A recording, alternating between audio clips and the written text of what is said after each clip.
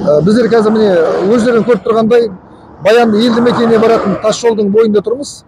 Осы қауіпті аймақ болып есептеледі. Түнгі мезгілде қараңғы болғандықтан малдар көп жүреді. Жол қауіпсіздігін сақтау мәселесінде мәселе көтеріліп, осыған жарық шамдар орнату туралы ұсыныстар болып, соған тапсырыс берілген.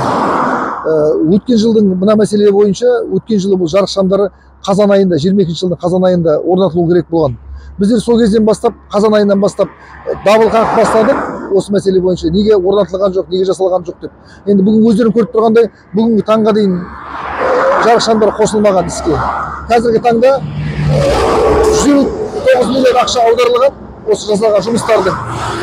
Алайда әлі іске қосылмаған. Қазіргі кездерде біз хат жаздық Мұнайлы ауданының коммуналдық қызмет бөліміне. Олар қазір өздері айтады, өнім берушімен соттасып жатырмыз деп, соттың шешімі бүгін таңда шыққан. Соттың шешімі шыққанға да уже 3 айдан асып кетті.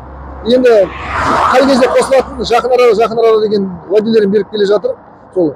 Енді осы 159 миллион ақшаның да жасаған жұмыстар соған сәйкес пе сәйкессіздігіне біздер қазір күмән тудырып тұр. Сол мәселе бойынша тиісті лауазымды қызметтерге хат жолдаймыз. Тиісті лауазымды қызметтер өздері аудит тағайындайды ғой. Біздің хатымыз жіберсек, хат жолдасақ та соған байланысты. Тапсырыс беруші қадағалау керек қой, мысалы алсаң. Енді соттың шешімі шыққанда да мамыр айында шықты. Қазір қарасаңыз, мен тамыз айы аяқталып жатыр. Мысалы, содан бері де соттың шешімін орындату керек еді ғой. Соның орындалуын қадағалау керек деп есептеймін. Бақылаудың төмендігінен болып тұрған мәселе. Әлеуметтік желіде көтеріп бастады. Бізге мысалы Баянды елді мекенінің тұрғындары да хабарласты, наразылығын білдіріп. Себебі енді Баяндыға баратын негізгі жол ғой, осы Ақтау қаласынан баратын негізгі жол. Тасқарағым болғанда 11 шақырым жол, арасында Маңғыстау бестеген елді мекен бар. Адамдар мысалы мал ұстайды. Осы жолдың бойында төңірегінде мал түнгі мезгілде көп жүреді.